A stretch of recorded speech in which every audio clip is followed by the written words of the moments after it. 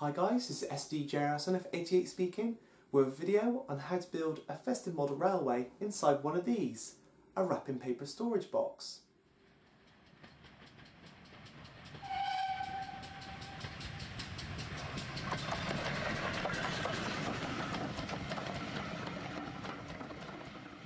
One of the biggest misconceptions about building a model railway is the fact that you need a large space, when really all you need to do is think outside the box, or in this case, inside one. Inspired by a recent project by Chris Navard, I'm going to be showing you how to build a festive micro layout inside a wrapping paper box. So here is our storage box, and as you can see it's got a simple clip-on lid which removes just like so.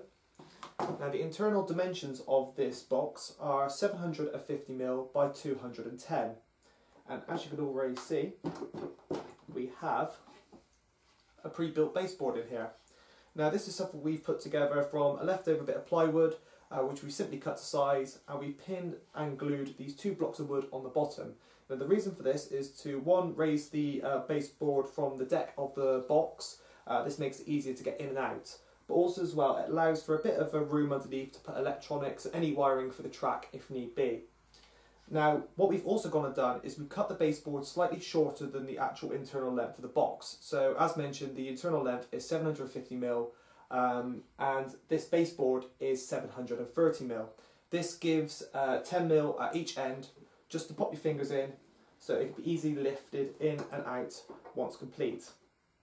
Now of course, depending on how high you're going to have your scenery, you can store your rolling stock such as locomotives and wagons in their boxes, and the control system underneath the layout itself inside this one box. Or if you plan to go a bit higher and you have a few more items of rolling stock so you can alternate around, you can simply just get another one of these boxes and put your control system and your locomotives in there. But as you can see, once the lid is on, you've got this lovely little storage box which can simply be slid underneath your bed or put on a shelf ready for use. So here is the track plan for the layout, and as you can see it's just going to be a simple straight back and forth run with a spur off to the right to this little cattle dock here. So the idea of this scene, it's going to be a festive scene, so this is going to be a fledgling preserved railway project, and there's going to be people on the platform here waiting for Santa specials, which will be performed by a little Hornby Peckett with a brake van, which will be shuttling back and forth between the halt and the goods yard up here. So the idea is there'll be some nice little sort of carol scenes and stuff like that on the platform, and possibly a little snowball fight or something going on in this little field here, and maybe, if I can find the correct figures, some little reindeer in the actual cattle dock itself as well. So of course this will all be covered with snow effect. I've never done a layout with snow effect before, so this will be really interesting and something I wanted to really try out for a long time. So it'd be nice to finally get around and have a go at trying to do this effect. Another thing that I'm going to try and experiment with this layout is putting a shuttle system on it. So I'll mount a shuttle system on the underside of the baseboard, and hopefully this will alternate the Peckett back and forth, waiting at each end for a couple of seconds to a minute, basically giving the effect that the Peckett is actually doing these little runs back and forth of its own accord, which would be perfect for a layout this size. So I guess it's all that's left to do is to get the items out and actually start laying the track.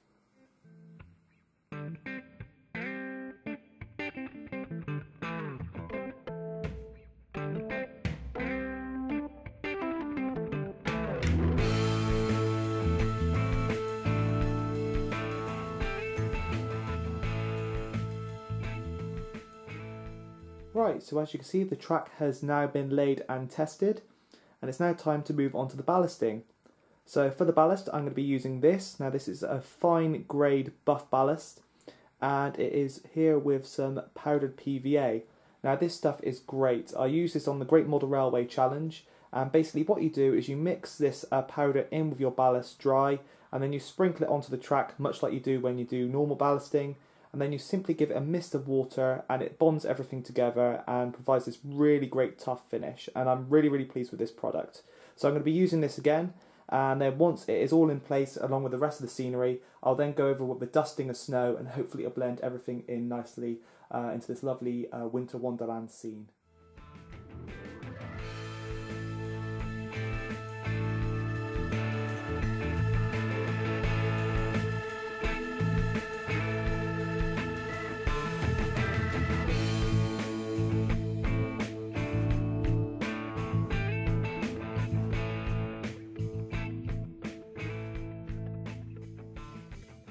So while the ballast is drying, I'm going to crack on with some of the landscaping.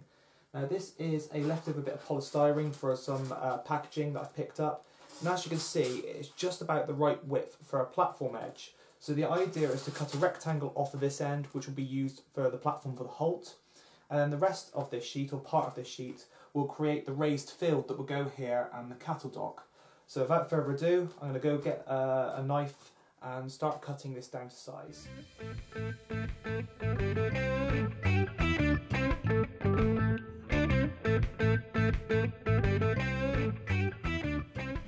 Right, so as you can see, it's getting a bit dark out here now, so I'm going to call it a day. But you can see the landforms are now in place, so we got the platform just here, and then we've got space in between for the road and the crossing. Then we've got lovely raising embankments, which I'll have a little hedgerow and some trees on there. And then you can see there's a bit of a square shape in the middle there, and that's basically where the platform's going to go. And then I've got some spare polystyrene left over, and I hope to sort of round off the end bit in front of the buffer stop there as well. But on a whole, I'm very, very pleased with how the layout has turned out so far over the course of the past day, and I'm looking forward to cracking on with it tomorrow. So now that the ballast has had time to dry overnight, it's now time to get onto the landscaping. So the plan for today is to give the layout a undercoat before adding all the turf and foliage and other things, getting on with the platform hopefully, and of course adding in the road. So without further ado, let's get started.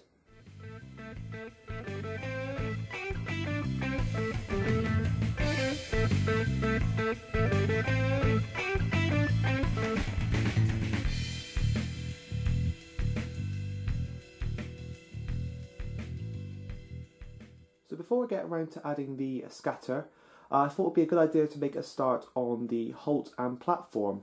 So for this I'm using the Hornby Scaledale wayside halt building, which sits on there nicely. And the platform of course is polystyrene, which I cut with the landscaping yesterday. You can see I've made this little indentation here, and this basically allows for this, which is the Scaledale small water tower, to slot in there to obviously provide water for any of the locomotives on the layout. So the idea is to obviously use brick card, just like this stuff here, around the edges of the platform, and I'm going to go over with a textured paint on the top. I'm going to add some little slabs for the platform edging, and then there's going to be a bit of hedging along the back of the actual building, and then once it's positioned on the layout it will then be blended in around the outside with scatter and other bits and pieces before finally we get round to adding a layer of snow.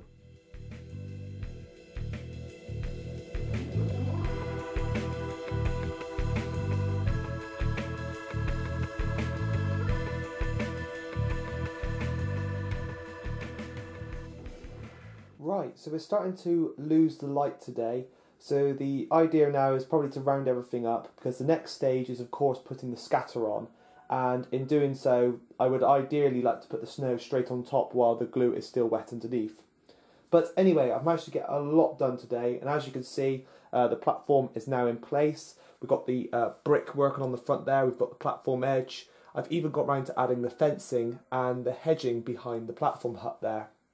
The water tower is also now in place, and I've also tarmacked underneath the water tower, and this of course all be blended in with foliage and other bits and pieces from the scatter tomorrow. The cattle dock or goods platform is coming along nicely as well. You can see the brickworks on there, and we've also added the fencing for the field. This is where obviously there'll be the snowman, the snowball fight going on, and then we've got these lovely little trees. Now I picked these up relatively cheaply, and you can see they've already got snow effect on them. And I think they'll add to the effect of this layout as well once the rest of the snow's on there. So what I'm going to do now is I'm going to switch the camera off, and all I'm going to do is mask off the rest of the rails ready for tomorrow. So the idea is this will hopefully stop any glue or any foliage getting on the rails and obviously creating a problem for running. So I'm going to mask that all off so we're all ready to go tomorrow morning nice and early, and get all the scenic work on there, and then hopefully some snow.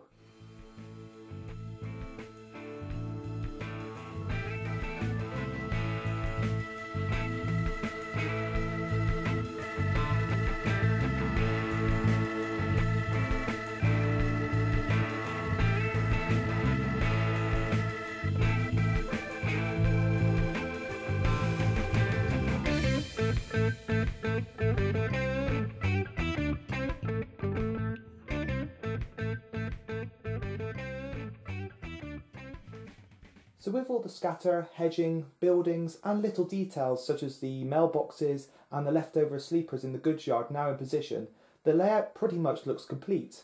However, there is one more step left to do, and that is of course add the snow. So without further ado, let's make it snow.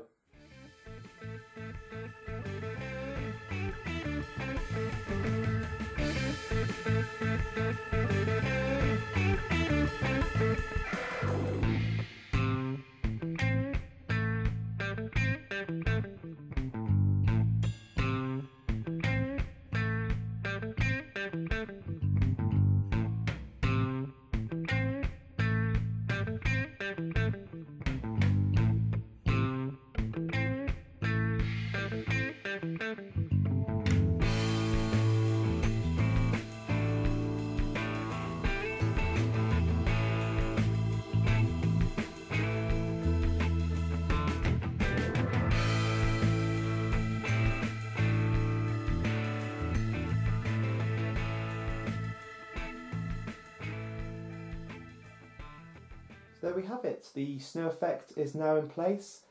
For my first attempt, I'm very pleased with how it's all turned out. As you saw, I basically went over the whole layout with a can of spray glue, and then I basically dusted on the snow effect, and then I sealed it all in with another coat of the spray glue.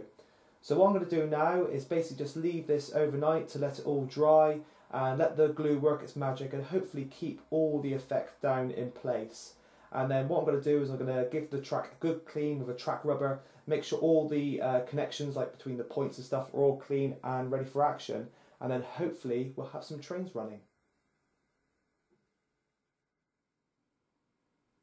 Naturally, with a layout this size, it is best suited for small locomotives and rolling stock, such as the Hornby Peckett.